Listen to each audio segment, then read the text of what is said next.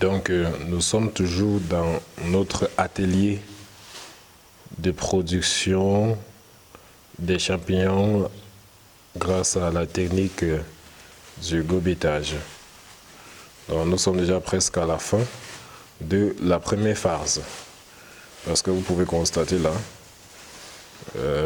un côté de la salle a presque totalement été déjà occupé. Voilà. Donc voici le deuxième côté qui est encore là et attend les ballottes qui sont encore en fructification dans notre salle de fructification sur étagère.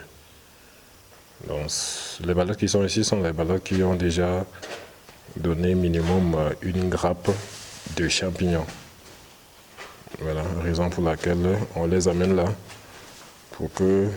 pour leur donner une seconde vie. Donc l'opération est assez simple. Vous pouvez constater une couche déjà au sol là. On les enveloppe et on les dispose. C'est assez pratique. Donc la suite, c'est dans la formation que nous avons mis sur pied sur cette technique, le gobetage. Voici comment l'opération évolue.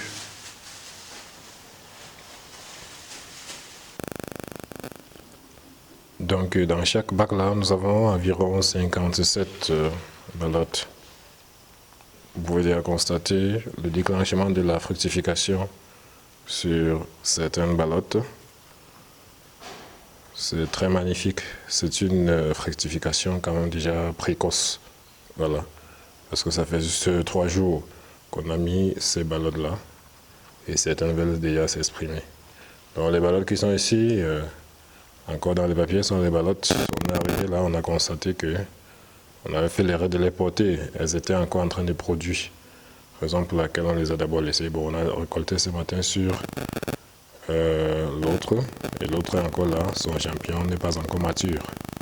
Donc c'est après cette phase que ça pourra rejoindre leurs camarades. Donc dans ces bacs, c'est dans ces bacs justement qu'on a fait l'essai. Et hier, la récolte a été faite. Comme vous pouvez constater, il y a encore les dégâts. Il y a encore les débris blancs là. Avec les spores laissés par les champignons. Donc, on a récolté hier soir. Il se faisait tard. Donc, c'est ce matin que nous allons arroser avec tous les autres. Voilà. Donc, on va arroser. Je précise que l'arrosage, c'est tous les 3 jours, parfois 4 jours. On va arroser là et on va attendre la prochaine et la dernière récolte. Comme je ne cesse de préciser, avec cette technique, vous pouvez effectuer jusqu'à 3 récoltes. Mais nous, puisque nos ballottes ont déjà été en fructification sur les étagères et qu'on a eu à récolter les champignons sur celle dernière, un peu comme ici, on ne saurait attendre qu'elles produisent jusqu'à 3 reprises. Donc, lorsqu'on aura la deuxième récolte dans ces bacs, on sera juste obligé de détruire le système. Détruire le système, on reviendra juste à retirer la terre qu'on va conserver pour la prochaine opération.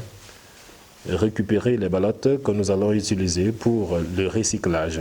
Parce qu'il faut préciser que bien que nous utilisons ces ballottes pour faire le gobetage, ça n'exclut pas qu'on les recycle après pour reproduire, pour relancer les champignons. Donc, à des récoltes, on va juste détruire le système et reprendre l'opération, c'est-à-dire retirer les ballottes, les broyer et passer encore au mélange, stériliser, inoculer, incuber et fructifier sur étagère ou encore sur gobetage. Donc intéressez-vous à cette technique, surtout pour ceux qui sont débutants. Parce que ceux qui sont débutants sont confrontés généralement au challenge des courants d'air qui traversent généralement la salle de production, surtout lorsque ces derniers ont des fenêtres aussi larges que les nôtres. Ces derniers sont exposés à ce challenge-là des courants d'air qui vont généralement assécher les primordiaux. Voilà, lorsque ces derniers sont encore tout jeunes, le courant d'air va passer à sécher ça. et ça cause énormément de pertes. Pour éviter donc ça, il faudra juste appliquer une technique qui nécessite moins de temps, moins d'énergie, moins de stress et surtout plus rentable.